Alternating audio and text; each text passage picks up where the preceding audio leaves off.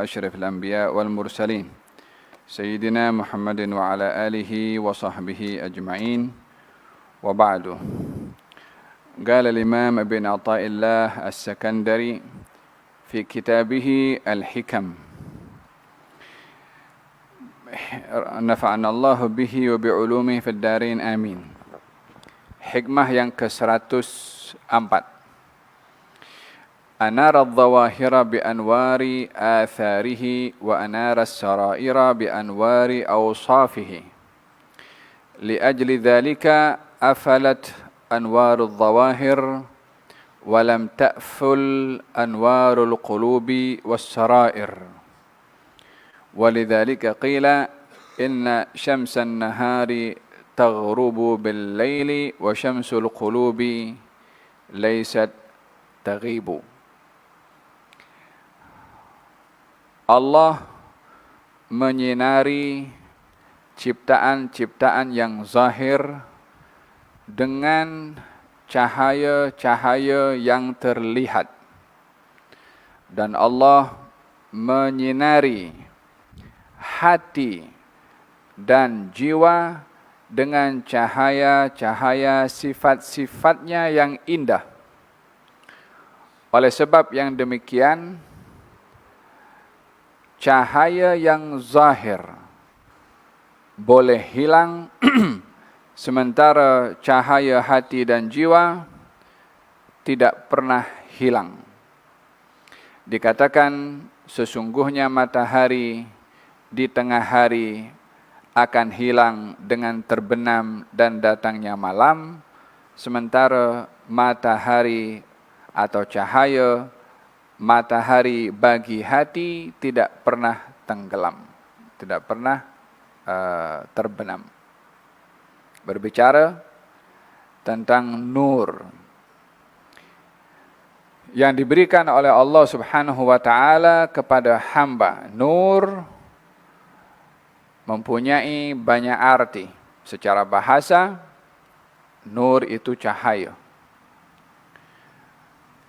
Tetapi tidaklah dimaksudkan cahaya kepada satu benda sahaja yang kita fahami, yaitu cahaya yang boleh dikesan oleh mata kita, seperti matahari di waktu siang, atau bulan dan bintang di waktu malam. Walaupun kedua-dua makhluk ini mempunyai cahaya. Akan tetapi terdapat cahaya-cahaya yang mempunyai arti spiritual, seperti ma'rifah, nikmat iman, khusyuk, kekuatan dalam keyakinan, kesemua itu pun juga diartikan cahaya. Oleh sebab yang demikian, menjadi permintaan baginda Rasulullah dalam doanya setiap hari di waktu subuh meminta cahaya, tapi bukan yang dimaksudkan cahaya itu cahaya pada zahir. Allahumma ja'alli nuran fi qalbi wa nuran fi basari wa nuran fi sam'i. Ya Allah, berikan kepada aku cahaya pada hati aku, pada kubur aku, pada mata aku, pada telinga aku, pada darah aku, pada sel aku, di hadapan aku, di belakang aku, di kanan aku, di kiri aku, di atas aku, di bawah aku, dan jadikan untuk aku cahaya.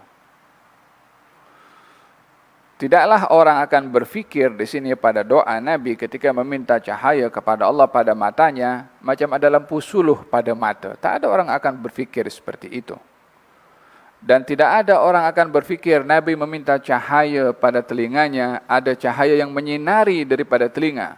Bukan seperti itu, tak ada orang pun akan berfikir seperti itu. Dengan demikian kita dapat memahami Nabi meminta cahaya pada darahnya, pada selnya, pada tulangnya. Ianya anda tidak mungkin orang akan berfikir cahaya seperti bahanlah cahaya yang kita nampak daripada lampu atau matahari dan seterusnya, yang akan dilihat pada organ-organ yang disebutkan sebentar tadi oleh Nabi SAW. Nabi meminta cahaya untuk kuburnya. Of course kita tidak memahami adanya lampu, wayar yang dimasukkan dalam kubur untuk menyinari dalam kubur. Bukanlah seperti itu, dan tak ada siapa seorang muslim atau orang awam pun tak akan mungkin berfikir sedemikian rupa pada doa Nabi Muhammad sallallahu alaihi wasallam, melainkan akan memahami makna cahaya adalah bukan seperti apa yang difahami oleh secara zahir, iaitu cahaya yang boleh nampak, tetapi ini cahaya yang bersifat spiritual. Kalau tidak, maka untuk apa kalau ada cahaya pada telinga? Tak ada makna. Untuk apa kalau tulang bercahaya? Tak ada makna. Kalau cahaya zahir sahaja. Di dalam Al-Quranul Karim, Allah Subhanahu wa taala menggunakan nur itu di beberapa keadaan. Katanya, Allahu nurus samawati wal ard. Mathalu nurihi kamishkatin fiha misbah. Al-misbahu fi zujajah. Az-zujajatu ka'annaha kaukabun durri. Allah yang menyinari langit dan bumi. Ya, menyinarinya dengan matahari, menyinarinya dengan ma'rifah kepada mereka al-mukallafin untuk beriman kepada Allah, menyinari ciptaan Allah untuk dikesan keagungan Allah melalui ciptaannya. Itu bahagian daripada nur juga, baik yang bersifat hissi atau bersifat ma'nawi. Di dalam Al-Quranul Karim, Allah Subhanahu wa taala menamakan Al-Quran An-Nur. Di dalam Al-Quranul Karim, Allah menamakan Nabi An-Nur. Qad anzalna ilaikum nurun wa kitabun mubin. Kami turunkan kepada kamu, kami utus kepada kamu nur, cahaya. Kitab Al-Quran. Cahaya di sini adalah qad ja'akum minallahi nurun, afwan. Qad ja'akum minallahi nurun wa kitabun mubin. Telah datang kepada kamu cahaya, yakni Rasulullah. Wa kitabun mubin, yakni Al-Quran. Allah berfirman dalam Al-Quranul Karim juga, walladzina amanu bihi wa azzaruhu wa nasaruhu wattaba'un nura alladhi unzila ma'ahu ulaika humul muflihun. Orang yang beriman kepada Rasul, membelanya dan juga memperjuangkannya dan mengikuti cahaya yang dibawa olehnya, yakni Al-Quran. Dengan demikian, kalimat nur, cahaya itu mempunyai makna yang luas. Hanya perbezaan antara cahaya yang fizikal dengan cahaya yang spiritual adalah cahaya fizikal boleh hilang, boleh tenggelam, boleh terbenam. Di dalam Al-Quran, Allah menceritakan tentang Nabi Ibrahim alaihissalam ketika melihat bintang. Katanya, hadza Rabbi. Di waktu malam, Nabi Ibrahim nampak bintang bercahaya. Kata Nabi Ibrahim, hadza Rabbi. Falamma afala qala inni la uhibbul afilin. Ketika bintang itu hilang cahayanya, tidak dinampak dengan adanya awan ke, wa illa tertutup ke, katanya la uhibbul afilin, saya tak suka kepada Tuhan yang hilang. Falamma ra'al qamara bazighan qala hadza rabbi. Ketika melihat bulan lebih terang cahayanya, oh, ini lebih terang daripada yang semalam. Ini Tuhan aku, kata Nabi Ibrahim. Falamma afala, ketika cahaya bulan itu tidak dinampak, Nabi Ibrahim mengatakan, kalau Tuhanku tidak beri hidayah kepada aku, maka aku akan menjadi orang yang sesat. Melihat matahari lebih terang daripada bulan. Qala hadza rabbi, ini Tuhan aku. Ketika matahari terbenam, maka Nabi Ibrahim pun tidak meyakininya sebagai Tuhan. Dalam hal ini bukan betul-betul Nabi Ibrahim itu akan mengatakan Tuhan itu pada bintang atau pada bulan atau pada matahari. Bukan itu. Tetapi untuk menegur kepada masyarakat sekeliling yang menjadikan Tuhan itu boleh dilihat oleh mata atau dikesan oleh tubuh badan manusia, baik itu pandangan atau pendengaran, itu yang dinafikan oleh Nabi Ibrahim, Tuhan yang boleh dikesan oleh tubuh badan seseorang, baik itu dengan pandangan atau pendengaran. Karena melihat yang fokus kepada ketuhanan itu yang boleh disentuh, berhala-berhala itu, maka Nabi Ibrahim mengatakan, Ini mungkin bintang boleh jadi Tuhan. Matahari boleh jadi Tuhan. Bulan pun boleh jadi Tuhan. Kata-kata itu bukan keyakinan Nabi Ibrahim, tapi jawaban kepada orang yang menjadikan Tuhan itu dalam bentuk material. Barulah Nabi Ibrahim mengatakan kalau Tuhan itu adalah Allah Subhanahu wa taala, bukan yang boleh dikesan oleh mata atau dikesan oleh anggota tubuh badan manusia. Idzan berbicara tentang adanya cahaya pada makhluk, tapi pada akhirnya cahaya itu adalah tenggelam. Baginda Rasulullah SAW bersabda, atau dalam Quran Allah berfirman, apa itu? Afaman kana maitan fa ahyayna faja'alnahu nuran yamshi bihi fin nas. Adakah sama kedudukan orang yang mati lalu kami hidupkan dan kami beri cahaya? Apa maknanya mati lalu dihidupkan dan diberi cahaya? Bukan ianya adalah menggambarkan kepada mati tubuh badan. Karena kematian hanya sekali saja dan tak ada kebangkitan di dunia setelah kematian, kecuali beberapa kejadian untuk menunjukkan mukjizah pada Nabi. Tidak lebih daripada itu. Tidak ada orang mati boleh bangkit lagi. Yang dimaksudkan adalah perumpamaan antara Sayyidina Umar bin Khattab dengan Amr bin Hisham, Abu Jahal. Dua-dua hidup di atas muka bumi, tapi satu digambarkan mati karena tidak beriman. Yang Sayyidina Umar digambarkan hidup karena beriman dan diberi cahaya oleh Allah. Ja'alnahu lahu nuran yamshi bihi finnas. Aku beri cahaya kepada dia. Cahaya di sini adalah cahaya iman. Dan kesimpulan daripada apa yang ingin saya sampaikan di sini, bila disebutkan cahaya di dalam agama kita akan merujuk kepada bukan terhad kepada cahaya yang fisikal, tapi ianya adalah bersifat spiritual seperti ma'rifah, iman, keyakinan, dan juga rahasia, kenyamanan, keselesaan, tumakninah bersama dengan Allah Subhanahu wa taala. Kesemua itu adalah bahagian daripada An-Nur. Maka kata Imam Ibn Athaillah Sekandari di sini mengatakan, membezakan antara kedua cahaya ini, katanya Allah itu menerangi alam dengan cahaya yang zahir. Sehingga dengan cahaya yang zahir orang boleh nampak. Adanya matahari ini menyebabkan kita boleh nampak segala-gala yang terkena sinaran matahari. Tetapi tidak semua yang terkena sinaran matahari akan kekal tersinari dengan matahari, karena matahari bila terbenam tidaklah lagi nampak apa yang tadi kita nampak ketika matahari ada. Bulan boleh menyinari juga, tapi sinaran bulan itu pun juga akan hilang bila matahari terbit. Dengan demikian tidak kekal pada sinar bulan, seperti mana tiada kekal pada sinar matahari dan juga mana-mana makhluk yang bercahaya. Yang kekal itu adalah sinar cahaya yang diberi oleh Allah di hati manusia. Itu yang kekal. Dan itu yang dipandang oleh Allah Subhanahu wa taala. Inna nura idza dakhala al-qalba infataha wa syarah. Cahaya bila masuk dalam hati, hati akan menjadi lapang dan luas. Apa maksudnya? Dadanya melebar ke? Ia adalah makna yang diberikan oleh Allah dalam hati kalau diberi cahaya oleh Allah, tumakninah dirasa. Sakinah didapat.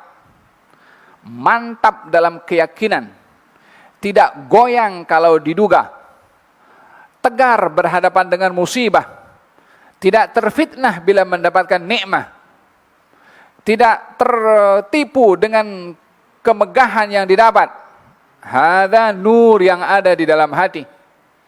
Berapa banyak orang karena nikmat dia kufur, karena musibah dia tidak sabar, diberi amanah dia khianah, tak ada nur. Tapi kalau orang diberi nur dalam keadaan musibah atau nikmat, tidak berubah karena dirinya mantap, lapang, kuat hubungannya dengan Allah Subhanahu wa taala. Inna nura idza dakhala al-qalba infataha wa syarah. Nur ini kalau masuk dalam hati menjadi lapang, luas hati itu. Hal min dzalika min alamatin ya Rasulullah, ada tandanya ke kalau hati ini dapat nur? Kita semua ada hati, ada jiwa. Tapi adakah kita punya hati ini diberi cahaya oleh Allah atau tidak? Kita kena kenal pasti tandanya yang diberitahukan oleh Nabi SAW. Wallahi tak ada apa yang bermanfaat bagi kita di akhirat, wala di dunia pun, selain daripada apa yang kita dapat di dalam hati ini, kalau tidak diberikan perhatiannya oleh kita. Karena ini tempat yang dipandang oleh Allah Subhanahu wa taala. Katanya tanda yang pertama, al-inabatu ila daril khulud. Orang itu banyak cenderung kepada hal-hal akhirat. Hal-hal yang membawa ingatan kepada akhirat, amal baik, taat, zikir, solat berjamaah, sedekah, zakat, hadir majlis ta'lim, muhasabah, tafakkur, tadabbur, qiyamul lail. Hal-hal yang memberikan sakinah dalam hati melalui ibadah. Ini tanda orang yang dia mendapatkan nur. Yang kedua, at-tajafi an daril ghurur. Menjauhkan diri daripada tempat yang menipu, yakni keduniaan. Karena dunia orang tipu, karena dunia orang berdusta, karena dunia orang khianah, karena dunia orang mencuri, karena dunia orang rasuah, karena dunia orang jatuhkan orang lain, karena dunia orang fitnah orang lain, karena dunia dia segala hal dibuat. Bila itu yang dilakukan, maka dia tak ada nur dalam hatinya. Tapi kalau justru sebaliknya, maka dia adalah orang yang mendapatkan nur di hatinya. At-tajafi andaril ghurur.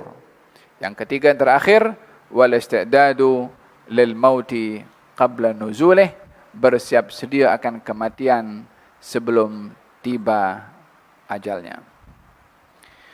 Hada berkenaan dengan an-nur kalau masuk dalam hati. Kalau saya pernah cerita di sini seorang bernama Urwah ibn Abdullah ibn Zubair. Urwah ibn Abdullah ibn Zubair. Ketika diduga oleh Allah Subhanahu wa taala dengan dugaan kakinya kena potong disebabkan luka yang merebak, maka terpaksa kena dipotong.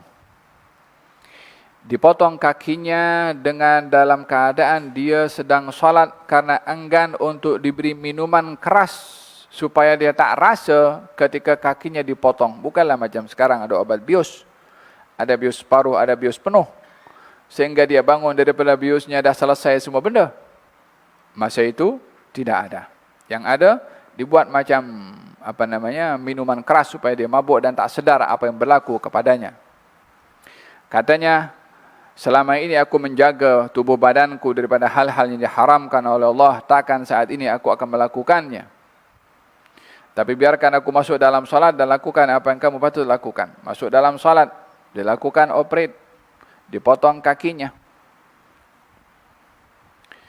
Ini bahagian daripada tanda seseorang itu mempunyai kekuatan di luar apa yang ada dirasa oleh manusia. Manusia ini kulitnya, kalau sentuh benda tajam dah rasa sakit luar biasa. Macam mana nak dipotong? Tapi ada satu kekuatan yang Allah berikan di dalam yang boleh mengalahkan apa sakit yang dirasa oleh tubuh badan. Yaitu kekuatan ruh ketika berhubung dengan Allah Subhanahu wa taala. Buktinya ya, yang berlaku ini. Dipotong kakinya, selesai salat, dia selesai salat, operate pun selesai. Katanya, mana kaki aku? Diambil kakinya, dipegang. Ya Allah, segala puji bagi Engkau yang memberikan kepada aku 4 anggota, 2 tangan, 2 kaki. Engkau ambil 1 dan Engkau sisakan untuk aku 3. Segala puji bagi Engkau ya Allah karena hanya mengambil 1, dan segala puji bagi Engkau ya Allah karena menyisakan untuk aku 3. Ini ungkapan orang yang hatinya mendapat nur ketika berada dalam keadaan musibah dan dugaan.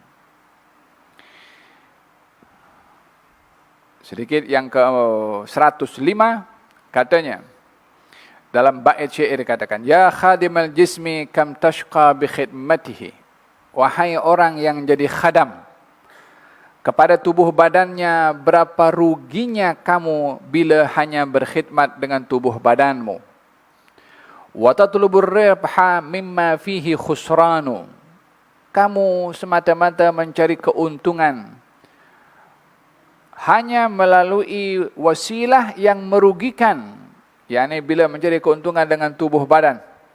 Karena pada akhirnya dirawat macam manapun badan ini, akhirnya pun juga akan dimakan oleh tanah.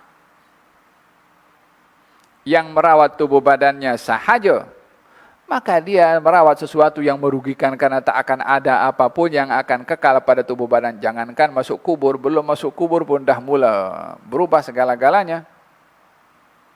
Masih muda kuat, masih muda handsome, masih muda, berumur berlalu, kekuatannya berkurang, syahwatnya berkurang, ingatannya berkurang, segala-galanya berkurang. Halas. Belum lagi di alam barzakh.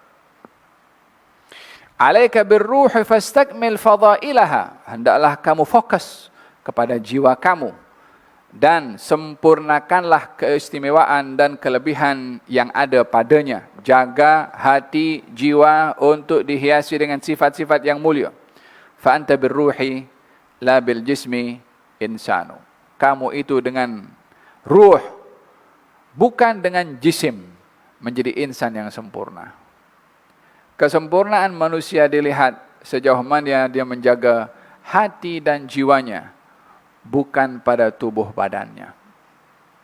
Mudah-mudahan Allah Subhanahu wa taala memberikan kepada kita nur pada hati kita, pada mata kita, pada telinga kita, pada darah kita, pada sel kita, pada tulang kita, di hadapan kita, di belakang kita, kanan kita, kiri kita, atas kita, dan juga bawah kita.